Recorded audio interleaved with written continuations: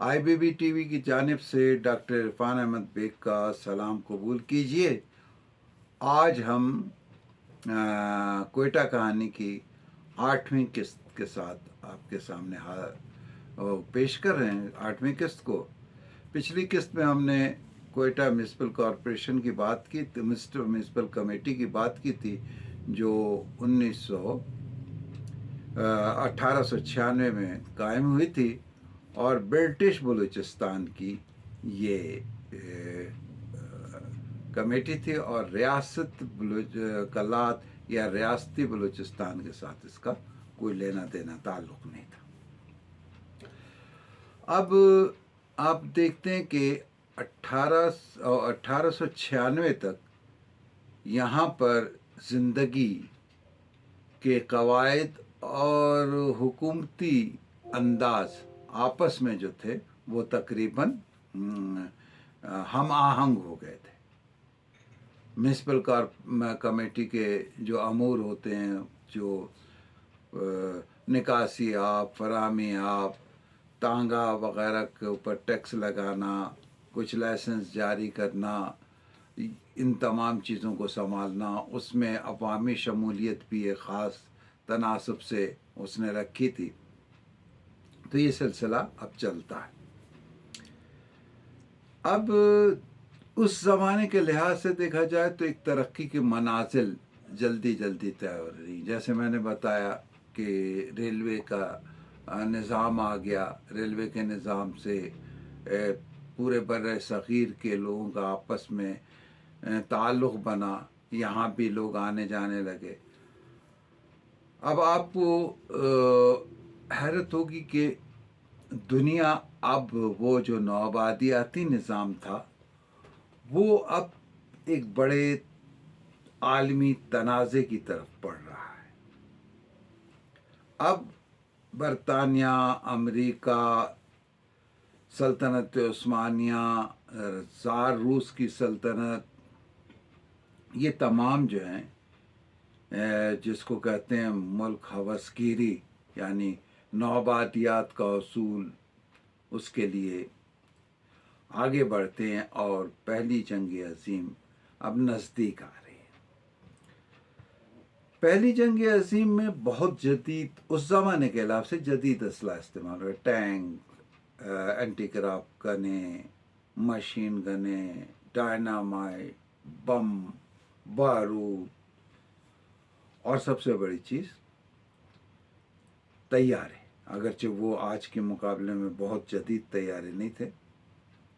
आपके सामने वाज़े करते चलें कि दुनिया में पहली एयरफोर्स जो है वो USAF यानी यूनाइटेड स्टेट एयरफोर्स थी, जो 1907 में कायम हुई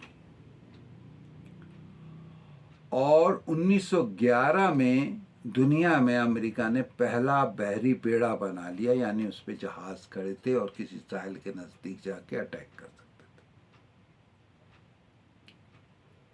थे। इसके बाद जो है बरतानिया में रॉयल एयरफोर्स वजूद में आ गई और इतनी तेज़ी से उसकी डेवलपमेंट हुई कि पहली जंग अज़ीम के अख्तिताम तक, यानी 1918 तक, पहली जंग अज़ीम जो है 1914 से शुरू हुई और 1918 तक जारी रही। उस वक्त तक बर्रे सग़ीर में जो है रॉयल एयरबेस बन गए, यानी जंगी हवाई अड्डे बरतानिया के। और यहाँ पर बलूचिस्तान में कोयटा में सुमंगली रॉयल एयरबेस बना दिया। ये डेवलपमेंट अब अगर हम देखें 1896 की म्यूनसिपल कॉरपोरेशन और उसके बाद किस तरह आई और इसका असर कैसा मुरतब हुआ या पड़ा। एक तो ये कि बावजूद इसके के आलमी जंग के असरात या वो आसार नुमायां हो रहे थे। बर्र सग़ीर के इस हिस्से में, बलूचिस्तान में, बहुत कम लोगों को ये इस सूरत हाल से आगाही थी, लेकिन ये हकीकत है कि जो बलूचिस्तान का पढ़ा लिखा तबका था,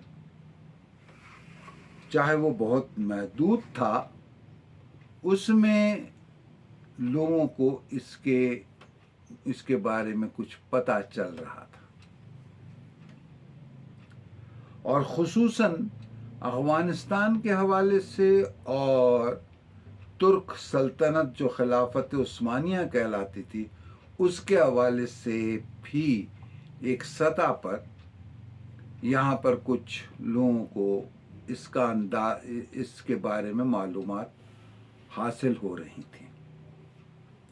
ये एक तरीके से इलाकाई और आलमी सियासी समाजी शऊर की एक तरह से इतलात के ज़रिए इस शहर तक, क्वेटा शहर तक पहुंचने की सूरत हाल बनी थी। अगरचे इस जंग में बरतानिया ने हिंदुस्तान के मुख्तलिफ इलाकों से जो फ़ौज भर्ती की, 1914 से लेकर 1918 तक वो दुनिया 13 लाख हिंदुस्तानी फ़ौज जो मुकामी फ़ौज थी, वो जा कर के दुनिया के उन इलाकों में लड़ी जहाँ बरतानी की नौआबादियात थी या बरतानिया ने महाज खोले। ये पहली दफ़ा थी कि यहाँ से जो 12,500 की छावनी थी, यहाँ से भी फ़ौजें उन महाज़ों पर आना जाना उनका रहा। दूसरी सूरत में यहाँ जो डेवलपमेंट हो रही थी, जो ग्रेट गेम के हवाले से जो किताब वगैरह लिखी गई, उसमें इस तरह के इशारे मिलते हैं कि उस हवाले से यहाँ पर भी थोड़ी बहुत सी सरगर्मियाँ देखी गईं, लेकिन क्वेटा की शहरी ज़िंदगी पर उसके ऐसे असरात मुरतब नहीं हुए जैसे हिंदुस्तान के दूसरे इलाकों में हुए। हम अगर भारत का साहिर लुधियानवी जो शायर हैं, उनकी नज़्म देखें, तसव्वुरात की परछाइयाँ उभरती हैं, तो उसमें जो वो जहाँ ज़िक्र करते हैं, मक्खन सी मलाइम राहों पे बूटों की खराशें पड़ने लगीं, तो वो उन 13 लाख अफराद का था जो गए थे, और उनमें से बहुत से जंग में काम आ गए और बहुत से ज़ख्मी हुए वापस आए।